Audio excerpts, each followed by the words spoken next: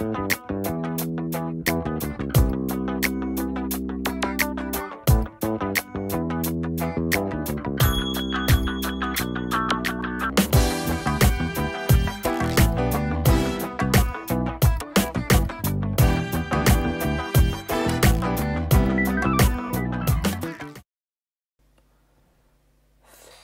bien bonjour, donc je me présente, Jacques Vialon.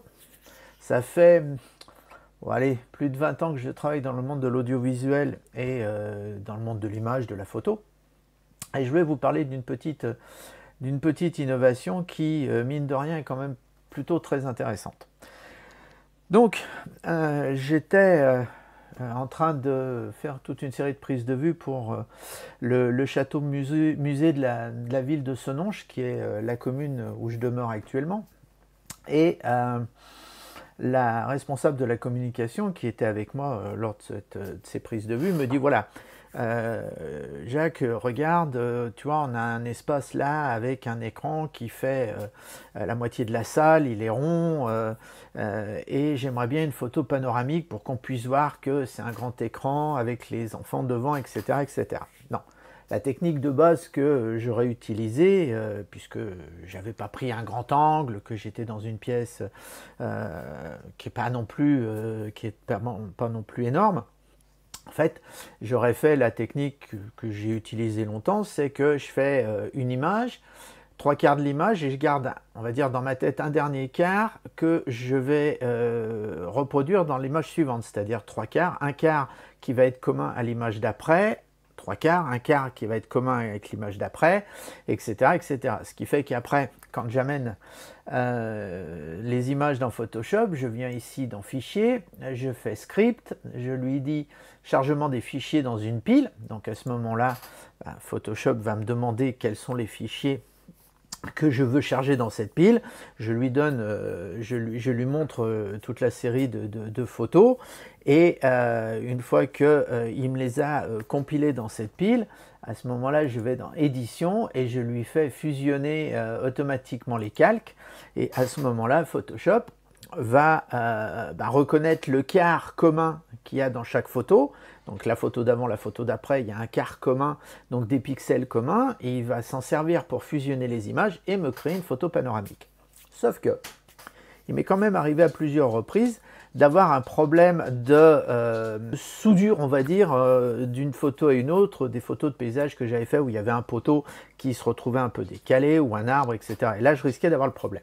Et en fait, en lisant la notice du Canon R7, qui est le nouvel hybride avec lequel je travaille en plus de mon 5D SR, je m'aperçois qu'il y a une fonction, on va dire peut-être gadget, mais en fait non, super intéressante, qui s'appelle justement la photo panoramique. Vous voyez, comme là, c'est indiqué, donc le mode photo panoramique. Donc il suffit de le sélectionner, et vous avez différents types de pré-réglés, oserais-je dire. Et donc, en fait, une fois que vous avez choisi le système de la photo panoramique, vous vous trouvez avec cette fenêtre où, dans votre viseur, vous avez cette flèche qui vous dit dans quel sens vous devez, bien sûr, déplacer le boîtier pour faire votre panoramique. Alors, petite information importante, c'est que le sens peut être là de gauche à droite, mais vous pouvez l'inverser et lui demander de la faire de droite à gauche, mais également de bas en haut ou de haut en bas. Ça marche dans les quatre sens. Donc, écoutez, j'ai eu plus qu'à presser à moitié, faire la mise au point, et au moment où je déclenche, donc j'enclenche les prises de vue, je me déplace, et en même temps, on entend parfaitement le bruit des photos qui se prennent les unes derrière les autres. Après, l'appareil travaille, amalgame les photos, et en fait, vous arrivez à ce résultat, c'est-à-dire une vraie photo panoramique réalisée en direct, et si on grossit, on s'aperçoit que d'une photo à une autre, l'appareil photo a fait le boulot plus que proprement, et m'a réalisé une photo panoramique juste nickel, que je n'ai plus qu'à remettre à la responsable de la communication qui a son panoramique maintenant.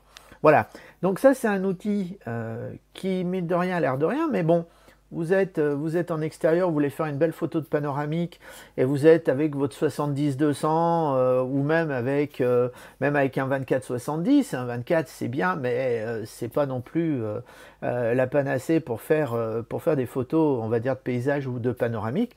Et ben voilà, grâce à cette fonctionnalité, vous faites votre panoramique en 2 secondes et vous avez un résultat qui est juste top. Donc voilà, bah, c'était juste ça que je voulais vous dire parce que en tant que professionnel, quand on a des outils qui sont comme ça, qui vous permettent de gagner du temps, c'est toujours super important. Bah écoutez, voilà, je vous dis à la prochaine, j'espère que j'aurai pas été trop long. Puis la prochaine fois, je vais vous montrer un truc que je tiens encore un peu secret, mais voilà, mais je vous en dis pas plus, je vous tiens à l'œil.